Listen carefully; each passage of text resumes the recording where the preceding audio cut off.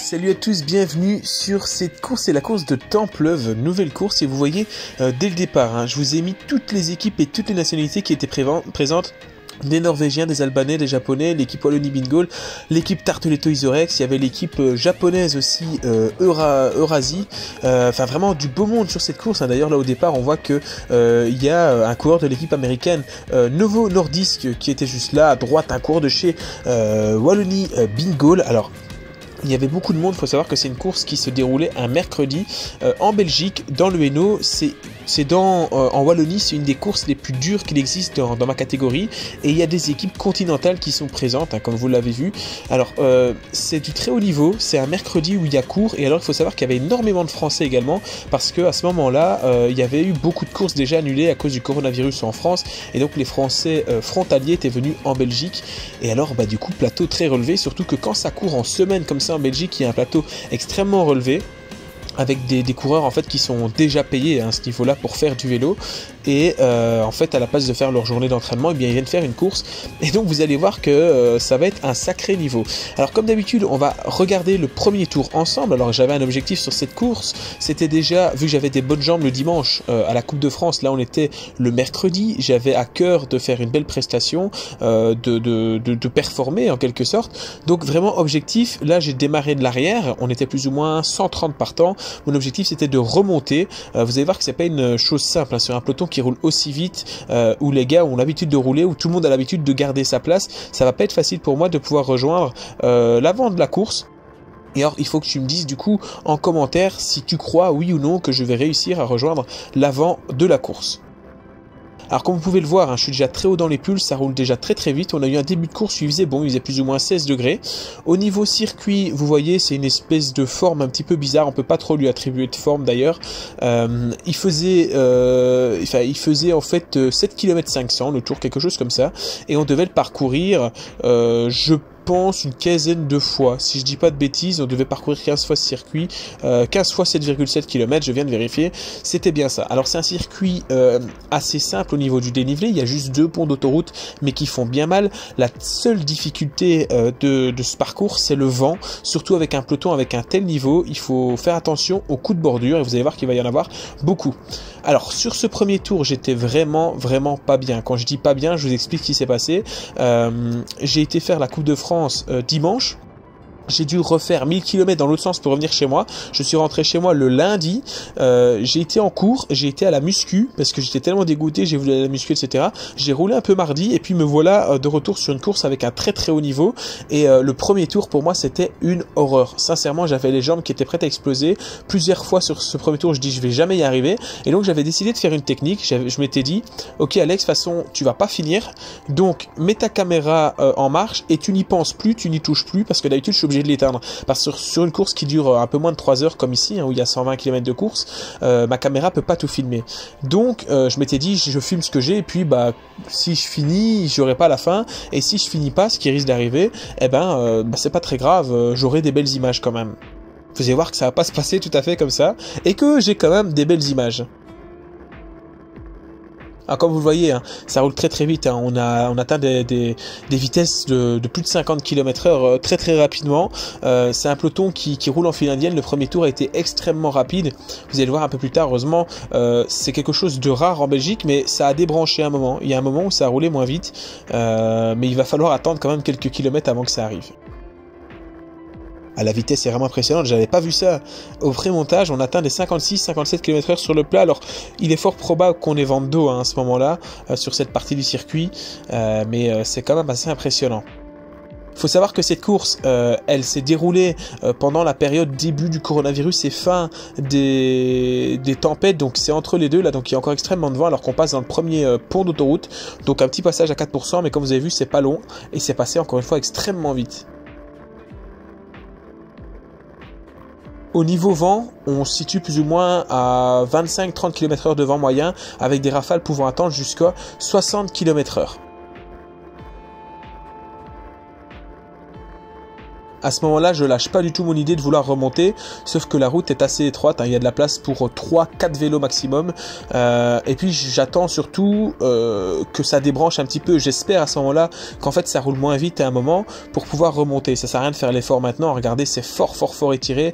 Vous pouvez regarder au loin, hein. Parfois on voit qu'au loin on voit le peloton, et là je suis plus ou moins, je suis dans le dernier quart du peloton, hein, pour vous faire une idée.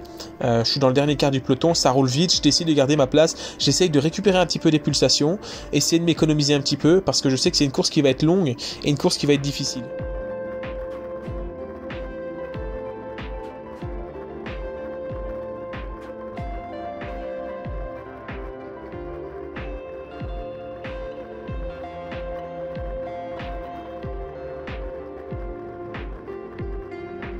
Alors il fallait faire attention à certaines parties parce que quand on était dans les coups de bordure, hein, comme on l'est actuellement, comme dans lequel je suis actuellement, la route n'était pas encore tout à fait sèche, il avait plu la nuit et même la matinée, d'ailleurs il devait pleuvoir pour cette course. Et en fait, on ne s'est pas passé. En fait, si vous roulez sur le côté, il y avait encore des flaques d'eau. Et donc, parfois, c'était vraiment des flaques d'eau énormes. Donc, il fallait être très attentif pour pas justement aller rentrer dans une flaque d'eau et risquer d'être trempé ou de risquer de tomber.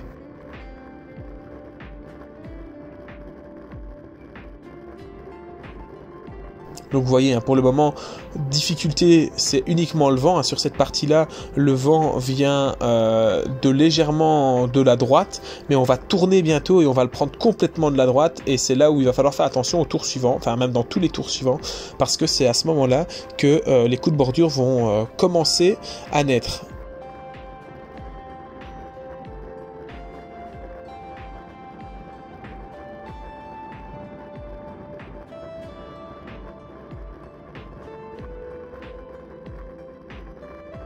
Alors ici, il y avait un petit passage un peu technique, regardez, on a un virage sur la droite, et puis à ce moment-là, après ce virage sur la droite, on va avoir vent de face. Hein. Donc le peloton a tendance à ralentir vent de face, c'est une information qui a son importance pour la suite des événements. Même si ici, vu que c'est le premier tour et que les grosses équipes qui sont présentes, donc ça veut dire Tartoletto Isorex, il y avait aussi l'équipe de Hafsra, il y avait Wallonie-Bruxelles Développement, toutes ces équipes-là, elles veulent durcir la course. Il y a plusieurs champions qui sont là, il y a le champion d'Albanie, il y a le champion de Belgique, il y a l'équipe japonaise, Eurasie, qui est là, et enfin Eurasia, elle s'appelle l'équipe, qui est là et qui veut faire du ménage. Hein. Ils sont pas venus du Japon pour jouer au billes. Donc forcément, toutes ces équipes-là, elles tentent de prendre des échappées, elles tentent d'accélérer, et du coup, derrière, ça filoche. Alors là, la vitesse est un petit peu ralentie, mais je vous assure que quand vous étiez dans le peloton, ça roulait extrêmement vite, surtout quand vous étiez mal placé, comme je le suis pour le moment. Et tout simplement, en fait, on a vent de face. Donc c'est chacun sa merde. Hein, là. Heureusement, quand vous arrivez à vous mettre derrière les gars, ça peut encore aller. Mais vent de face à 45 km/h, je vous assure que c'est pas facile. Ça reste plus facile qu'un vent de côté, mais c'est quand même pas facile.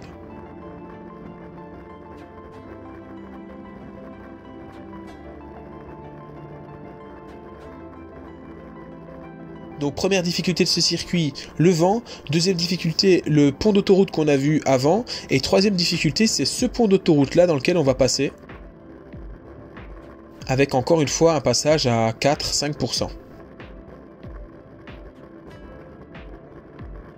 Alors sur ce premier tour, pour être honnête avec vous, j'ai failli quasiment exploser à ce moment-là.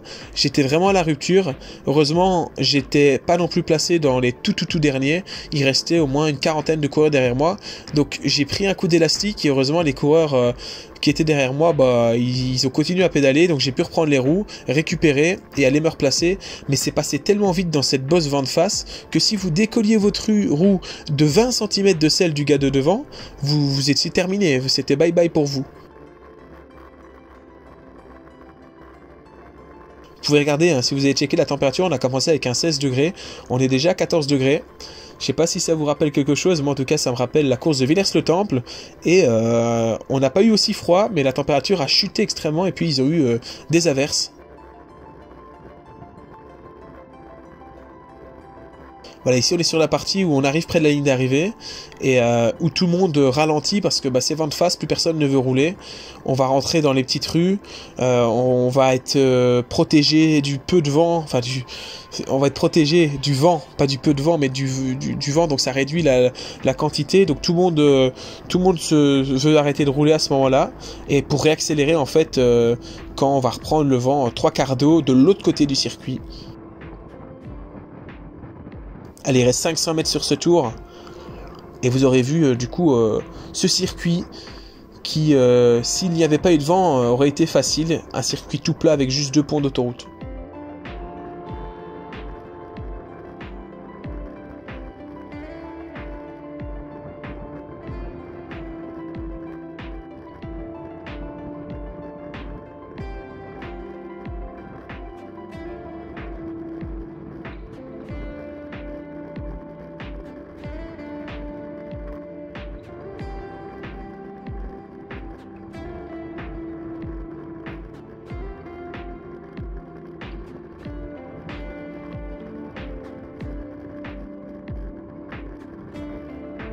Et voilà, on passe à la ligne d'arrivée. Sur la gauche, là, il y a le directeur sportif qui me dit remonte. Ouais, c'est ce que j'essaye de faire depuis 7 km 800.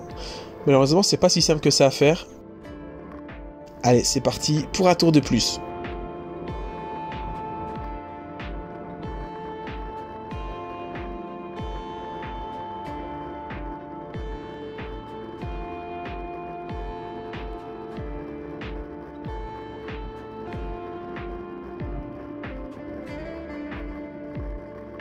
On se retrouve un peu plus loin avec un peloton qui encore une fois temporise. En fait, le tour 2, à chaque fois qu'on est arrivé dans des portions de vent vraiment très défavorables, donc vent de face, ou alors quand on est arrivé au pied des petits ponts d'autoroute, ça ralentit. Donc c'était bien, tant mieux. Ça me permettait, parce que c'était vraiment l'endroit où j'avais du mal, c'était l'endroit où on passait ce pont d'autoroute, là, les 2 ponts d'autoroute. Donc ça me plaisait bien que ça ralentisse, ça me permettait de rester dans les roues sans trop forcer.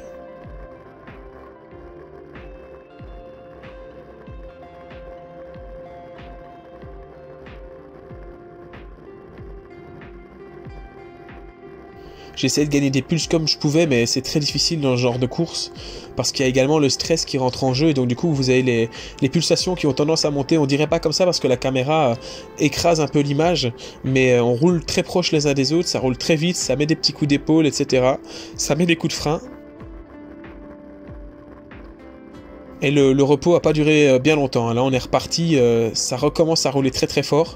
Il faudrait, une fois que j'arrive à avoir un capteur de puissance à prêter, pour pouvoir savoir sur ce genre de course combien de watts on met quand on roule comme ça dans des coups de bordure à 50 km/h. Combien de puissance plus ou moins on développe. Moi je pense que je suis proche de 400 watts hein, quand ça roule comme ça. Après j'en sais rien, c'est une estimation de ma part.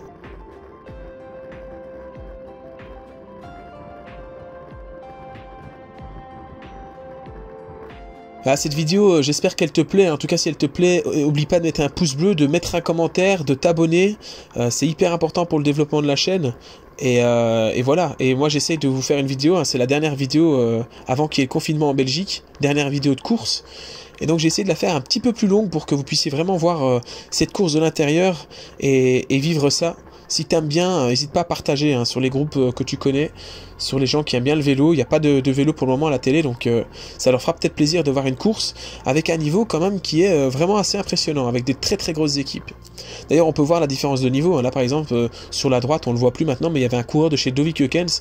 On voit que le mec, on a l'impression qu'il se balade. Alors, il était peut-être à bloc. En tout cas, on a l'impression qu'il se balade alors que ça roule à 47 km/h, vent 3/4 d'eau. Et le mec est en train de se promener, pendant que moi je suis à presque 186 pulsations. C'est mon seuil, hein. Mon max est à 205, donc ça va encore, c'est des pulsations que je peux tenir pendant plusieurs heures, mais j'étais quand même pas bien, hein. Surtout musculairement, vu le braquet emmené sur ce genre de course avec le vent, c'est pas simple pour mes petits muscles.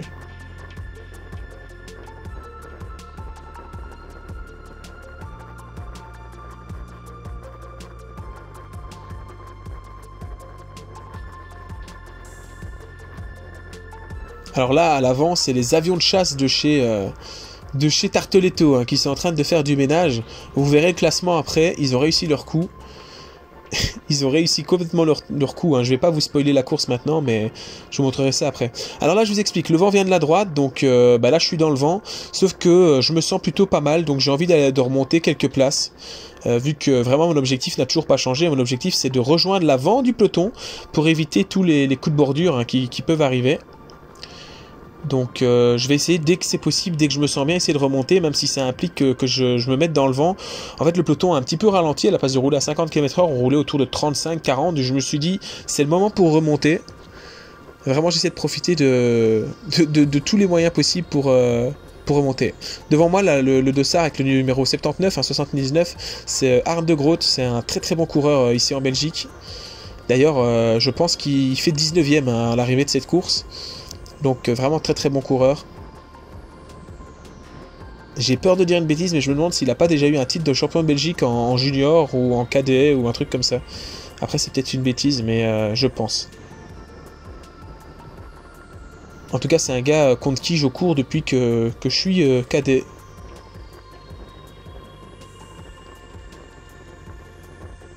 Allez, on arrive dans ce virage un peu technique. Il faut essayer de perdre le moins de vitesse possible pour faire le moins d'efforts possible à la relance, passer le plus vite. Parce que sur ce genre de course, hein, le moindre effort, vous le payez après.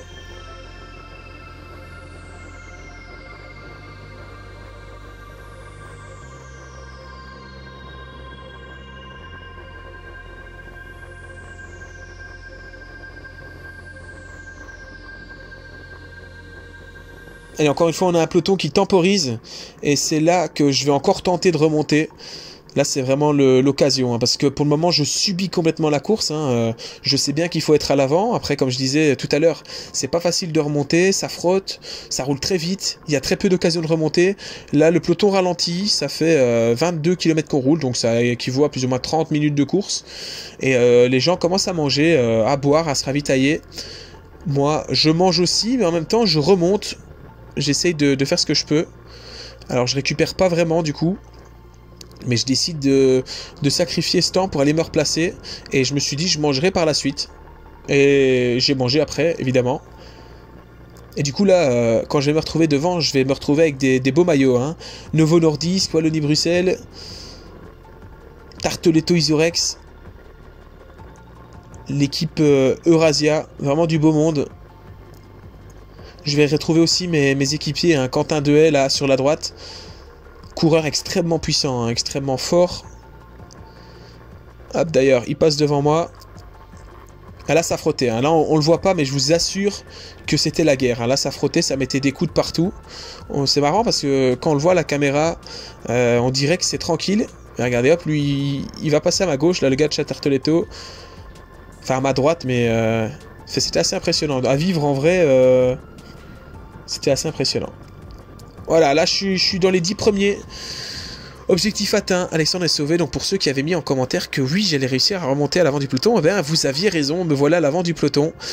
J'ai profité d'un petit relâchement hein, du groupe pour me faufiler. Hein. Je suis un petit gabarit, 1m75, donc ça me permet d'aller me faufiler comme ça. En plus, je suis quand même puissant pour ma taille, parce que je suis lourd, et donc du coup, ça me permet de mettre de la puissance et de pouvoir remonter rapidement. C'est une de mes qualités, pouvoir me faufiler, remonter. J'aurais bien voulu le faire avant, mais c'était pas possible. Et je suis remonté au bon moment parce que regardez maintenant, coup de bordure. Et je suis content dans les 15-20 premiers de ce peloton là, hein, parce que maintenant c'est le coup de bordure. Regardez, mon équipier là, il est en dehors de la bordure, on dirait qu'il est à l'arrêt, alors qu'en vrai il roule au-dessus de 40 km/h, mais ça roule tellement vite à côté que c'est assez impressionnant. Et maintenant c'est parti, hein. Maintenant on y est retourné, ça ne va plus ralentir. Ils ont mangé. Tout le monde a mangé, maintenant c'est fini, hein. Maintenant c'est la guerre, on reprend, sortez vos haches et vos couteaux. Et c'est ça qui est bien quand on est à l'avant, parce que regardez, ici ça ralentit un petit peu, et moi je suis déjà en train de me reposer, alors que derrière, tout le monde est encore dans la ficelle. Donc voilà l'importance du placement sur ce genre de course, c'est que moi là je suis encore en train de récupérer. Alors on dirait pas que je récupère, parce que je suis à 186 pulsations, autant vous dire que c'est quand même vachement sauvage hein, comme pulse. Et alors là, je vais faire un truc, c'est que je vais me dire, ok Alex, en fait, t'es placé, je me sentais bien, bonne jambe, bon cœur, donc qu'est-ce que je vais faire? Je vais éteindre la GoPro, je vais tout simplement l'éteindre, et me dire que je la rallumerai plus tard, parce que je vais finir cette course. Il y a vraiment eu un turnover dans ma tête, hein. Je me suis dit, cette course, maintenant, je la plie, je la termine, il n'y a plus de problème. Donc vous voyez, hein, je suis toujours bien placé, là j'ai reculé un petit peu, mais je suis toujours dans les 30-40 premiers. Et d'ailleurs, les mecs de chez Tarteletto qui avaient roulé pendant les 20 premiers kilomètres, ils remontent, à mon avis, en mangeant, bah, ils se sont fait un peu piéger. Là, il y a des Japonais aussi qui se retrouvent un peu à l'arrière. Mais donc là, c'est vraiment, je me dis, enfin, c'est bientôt, là, bientôt dans quelques minutes, je vais me dire, je vais éteindre la GoPro et je vais la couper. Ça a son importance, le fait que j'éteins ma GoPro.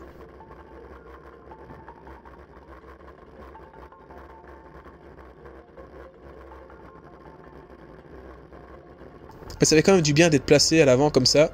Au niveau pulsation, j'ai toujours les mêmes pulsations que quand j'étais derrière, sauf que j'arrête de prendre des coups de ficelle de partout.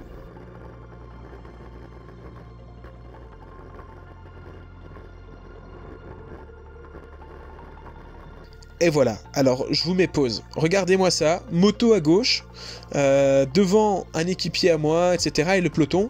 Ce n'est pas que je suis en train de me faire lâcher, mais en fait, en 7 km, en 8 km même, il s'en est passé des choses. Je vous explique, je suis bien passé à l'avant de la course, ça recommence à bordurer, je prends un coup d'élastique, mais je suis bien placé. Le mec devant moi part à la faute et fait un tout droit, direction d'un champ. Je vais tout droit avec lui. Je ne chute pas vraiment, mais je suis vraiment gêné. Lui, par contre, il chute. Il y en a plusieurs qui sont avec moi pris, dont des mecs quand même assez forts. Hein. Je pense qu'il y a des gars de chez Tarteletto Isorex, il y a des gars de chez... Enfin, on est plus ou moins 5-6 à se faire avoir. Le reste du peloton continue sa route. Heureusement, on perd pas trop de temps. On perd du temps, mais quand même pas trop. Et donc là, en fait, on se retrouve un peu plus tard. Donc ce qui s'est passé, c'est que on n'a pas mis pied à terre, mais on a freiné extrêmement fort. Et puis on a relancé tout de suite et on s'est retrouvé dans les roues des derniers du peloton. Donc c'est ceux que vous voyez devant moi. Et donc là, moi je fais l'effort pour rentrer. Regardez, hop, c'est parti, je fais l'effort pour rentrer. Heureusement, le mec de chez Tarteletto Isorex qui était devant moi au moment de la chute me prend le relais là, et là je me dis ok, c'est bon, on est rentré, on a mis 3 km pour se sauver la vie, et je me dis mais c'est bon, j'ai fait mon effort, je suis à bloc, mais on a rejoint le peloton, en plus maintenant c'est vent de face, ça freine, et là bam, chute devant moi. En 7 km, il y a eu 2 chutes, rebelote. Là, je suis obligé de d'éclipser. Je me retrouve à l'arrêt. Et là, j'essaye de relancer, mais faire 2 efforts aussi violents alors que on est tout le temps limite rupture à bloc sur ce genre de course. Là, je vois le peloton qui réaccélère, qui s'en va. Et là, ça signe mon arrêt de mort. Là, c'est terminé. En 7 km, 2 fois, je suis obligé de ralentir. Et je me retrouve à 25 km/h. Là, il y a vent de face. Quand vous êtes en dehors du groupe, c'est impossible de revenir. Et je ne vous dis pas à quel point j'étais dégoûté. Cette course, c'est une des courses les plus dures en Wallonie dans ma catégorie. J'avais de super jambes. J'étais hyper bien placé. Et voilà que tout s'arrête alors que... sur 2 chutes sur lesquelles je suis même pas responsable. Si j'avais chuté en étant à l'arrière, j'aurais été fâché, mais contre moi.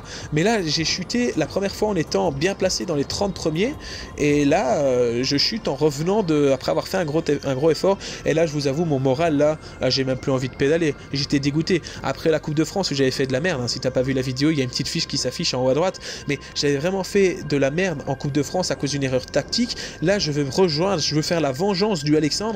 Et qu'est-ce qui se passe? Je chute pas vraiment, mais il y a 2 chutes qui me gênent. Alors heureusement, comme je vous l'ai dit, il y a eu la chute avant, et les gars de la chute, donc de la première chute, vont me passer maintenant. Donc je vais prendre les roues, je vais essayer de me remotiver, et donc on va continuer à pédaler. Alors pour tout vous dire, les mecs là, ils vont faire 2 tours en plus. Moi je vais m'arrêter après un tour, parce que tout simplement, ça servait à rien, on perdait du temps. Regardez notre vitesse maintenant, comparée à la vitesse quand on était dans le peloton. Enfin... Surtout que je me suis retrouvé souvent, pas là, mais après, à rouler et personne ne passait. J'étais vraiment dans le groupe des piégés. On avait fait 40 km de course, c'est-à-dire qu'il en restait 70. Ouais, c'était pas la peine.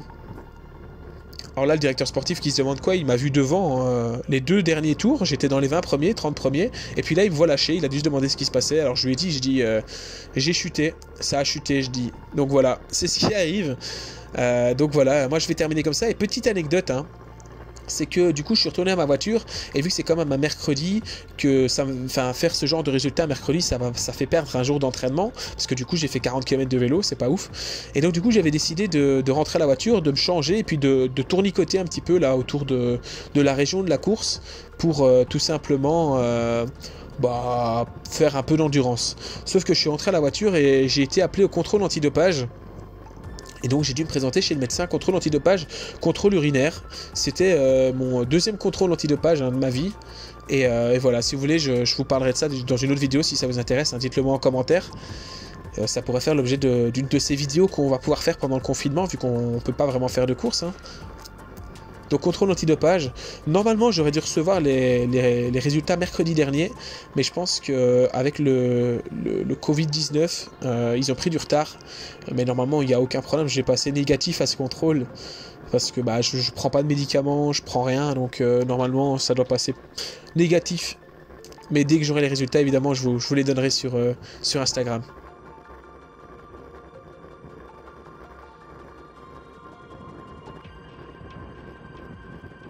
Alors ce groupe au début, on décide de collaborer hein, quand même, on décide de collaborer les uns avec les autres, c'est ce que je me dis au début, même si j'ai un gros coup au moral, je me dis je suis déjà rentré une fois, maintenant que j'ai récupéré, je peux rentrer une deuxième fois, imaginons que le peloton arrête de rouler encore une fois, comme c'était le cas vent de face, vers le kilomètre 35, là 36, il y a moyen de rentrer, donc je continue à rouler. Sauf qu'il y a un gros problème dans ce genre de groupe, hein, quand vous êtes piégé, c'est qu'à partir du moment où vous prenez un relais et que vous prenez un gros relais, les autres derrière, ils se mettent sur le porte-bagages et en fait vous faites tout le travail pour rien.